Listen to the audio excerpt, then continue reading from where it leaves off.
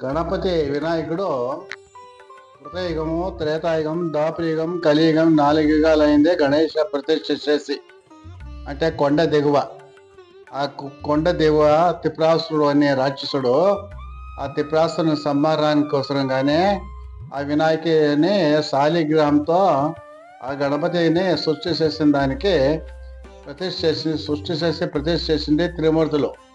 కాబట్టి ఈ జాగాకి బ్రహ్మ విష్ణు మహేశ్వరులు కూడి కొండ దిగువ ప్రతిష్ఠ చేసిన దానికి స్థానానికి కూటాద్రి అని పేరు. అంటే కురుడమాల కాదు, తప్పు. ఆద్రి అంటే కొండ, కొండ దిగువ త్రిమూర్తులు కలిసి ప్రతిష్ఠ కాబట్టి కూటాద్రి. ఏం సార్? రెండోది కూడుమలై, కురుడమల కాదు, కూడుమలై. బ్రహ్మ విష్ణు మహేశ్వరులు ముగ్గురు కూడి కొండ దిగువ ప్రతిష్ఠ చేసిన దానికి కూటాద్రి, కూడుమలై 2 పేర్లు ఉంది. దాని నోట్లో ఇప్పుడు జనాలు ఆడభాషతో కూడుమలై అని చెప్తారు. కూడు అన్న అపార్థం.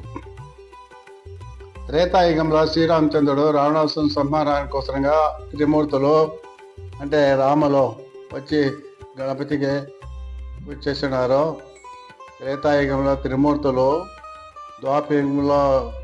త్రేతాయుగంలో శ్రీరామచంద్రుడు, ద్వాపరయుగం కృష్ణావతారం పాండవులు వచ్చి పూజ చేస్తున్నారు.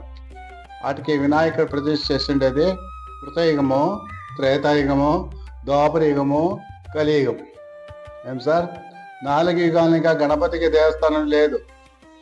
అంటే వినాయక స్వామి ప్రతి ఒక్క యుగములోనూ స్వామి కొండ దిగువ బయల్లో ఉండంట. స్వామి అంటే బయల్లో ఉన్నప్పుడు ఆ వినాయక స్వామికి వర్షం పడితే అంటే స్వామి వేసి వర్షం పడతా ఉంది అని చెప్పి, అంటే ఎండ స్వామి మీద పడకుండా చుట్టూ ఎండ పడతా ఉన్నప్పుడు మన కలియుగం పుట్టినాక ప్రజలు వినాయకుని చూసి వీళ్ళందరూ పోయి దేవస్థానం కట్టేకే ఎవరికి చెప్పినారంటే విజయనగర ఆస్థాన కృష్ణదేవరాయలు. అప్పుడు కలియుగంలో కృష్ణదేవరాయలు వచ్చి వినాయకుని చూసి హోమాలు యాగాలు చేసి కలియుగంలో దేవస్థానం కట్టి, అట దేవస్థానం కట్టిండేది 650 ఏళ్ళు. వినాయక స్వామి ప్రతిష్ఠ చేసిండేది 4 యుగాలు. కాబట్టి ఆ వినాయక శాలిగ్రామ శిల. కాబట్టి బ్రహ్మ విష్ణు మహేశ్వరుల ముగ్గురు కూడి కలిసి ప్రతిష్ఠ చేసిన దానికి కూటాద్రి అంటే కూడుమలై అని పేరు ఇస్తానానికి. అదే జనాలు ఆడభాషతో కూడుమలై అయిపోయింది. బాగా శివుడు వచ్చే కౌండిన్య మహర్షి ప్రతిష్ఠ చేసింది.